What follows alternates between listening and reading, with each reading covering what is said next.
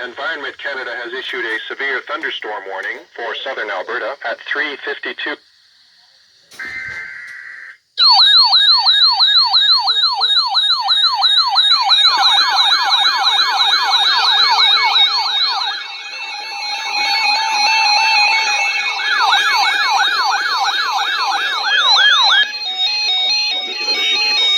Pour les régions dans la zone de diffusion.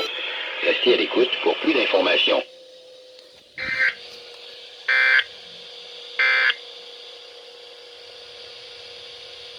Environment Canada has issued a severe thunderstorm warning for southern Alberta at 3:52 p.m. Mountain Daylight Time, Sunday, May 31st, 2020. A severe thunderstorm warning is issued for Kneehill County near Acme and Linden and Municipal District of Rocky View near Irricana, Bicyker, and Catherine.